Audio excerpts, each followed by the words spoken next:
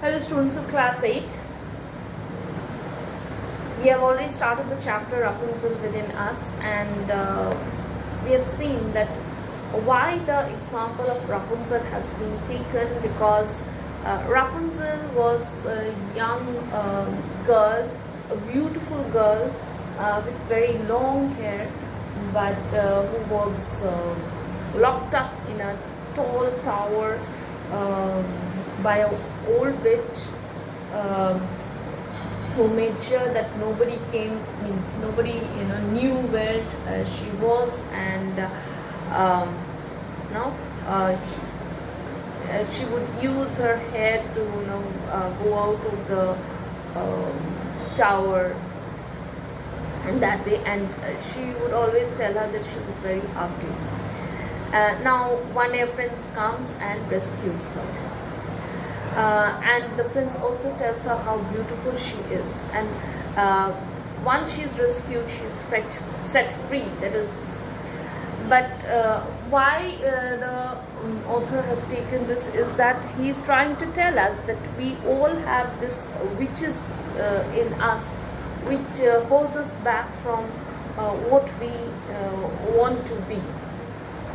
And he's saying that many a times our subconsciously, when we don't feel good about ourselves, or when not only at times when we don't feel good ourselves, there are persons who have a low self-esteem, and do not consider themselves as they deserve happiness, they deserve good in life, always kind of a negative attitude towards life. Those kind of people, sometimes their their subconscious behaviors through binge eating. That is, they cannot stop eating, or indulgence in drugs and alcohol.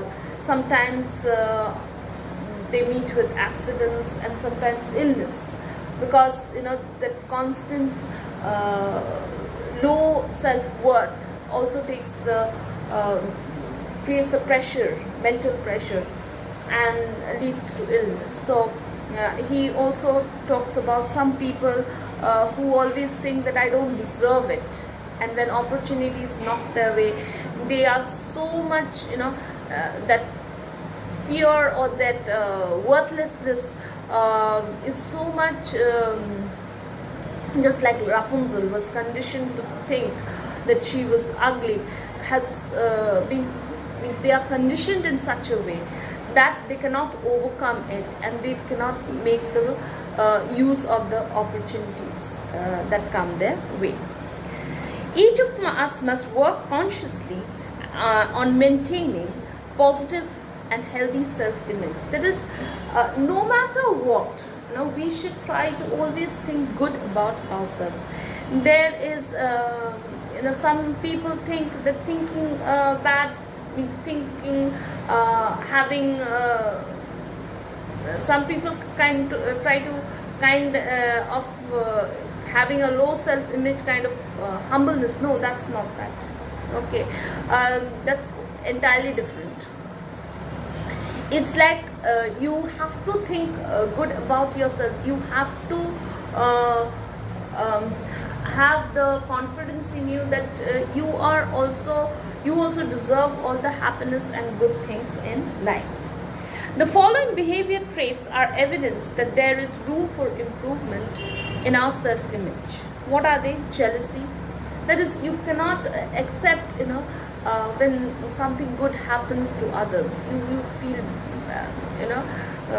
you feel you cannot just stand somebody,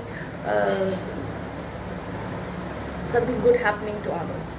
Negative talk about ourselves. You keep on saying that, oh, I cannot do this, I cannot do that. That not is always there. Experiencing guilt. Maybe you have done something, but that guilt feeling is always there in you. Failure to give compliments. That is, you are not very forthcoming in appreciating people. not taking our own needs into account. Also, you should always it's always there that we should help others. Our purpose is to do good to others, but it's not that we forget ourselves. Self-worth, self-image is also very important. Not asking for what we want, depriving ourselves, okay, starving ourselves of luxuries unnecessarily. Maybe we can means that much indulgence we can give ourselves to that luxury, but we will just hold ourselves back, withhold ourselves. Failure to give action, that is act at the right moment. Inability to receive and enjoy affection. Even if somebody is praising you, you cannot accept it in the right attitude. Maybe you are you find something negative in the positive also. Criticism of others, yes, it's a very bad habit. Comparison of ourselves with others, yes, it's always said that you should not, means your life is different, the other people's life is different. We should never compare our own life with others. It's like they have, means all of us will have our own time. Sometimes it's their time to shine, and sometimes it's my time to shine. We have to think that positivity should always be there in us. Constant poor health, yes. If a person is repeatedly suffering from health, means repeatedly having self issues, that means somewhere down the line this person has a low self-esteem, low self-worth. Change is difficult. The action of poor self-image is always to perpetuate itself. That is, it's very difficult. If a person has a low self-esteem, it's very difficult to just overcome and break free. As we start out on the road to self-improvement, the tendency is to keep replaying the old patterns of blame, guilt, and self-denigration. Denigration means, talking bad about oneself, talking negative about oneself, saying that, you are not capable of doing things in that way. So, self-improvement, conscious self-improvement is a difficult task, but if you persevere in your efforts, then you're sure to reach your goal. Here are some suggestions for things that you can do to boost the way you feel about yourself. How? Accept compliments. When somebody is praising you, be humble and say thank you. Okay. When somebody is praising you, take it in the right spirit. Yes, I am that, I'm worth it. Always say thank you or words to that effect. Give compliments. One of the easiest way to feel good about ourselves is to recognize the beauty in others. Yes, if you see something good in others, just go ahead and say, that was wonderful, that was great, you look great. Why don't you do that? Always speak well of yourself. If you have nothing good to say about yourself, keep your mouth shut. So, if you cannot find anything good in yourself, please don't speak bad about your own self, because your self-image is very important. Why? Because how you feel about yourself, you spread that vibes to others. You must have seen people, some people, no matter where they go, what they do, people always come to them. Why? Because they have that positive vibes in them which they spread around. And that is what attracts people to them. So, Feeling good about yourself is very important. Praise yourself. When you do something right, give yourself a pat on your back. Acknowledge your value. So if you have done something good, okay, say, oh wow, I have done this, great, then I can also do this. It's a step-by-step process of self-improvement. Separate your behavior from yourself. Realize that behavior is not connected to your self-worth. If you do something silly, like smash into another person's car, it doesn't make you a bad person. You simply made a mistake. So as it said, it's given, love the sinner,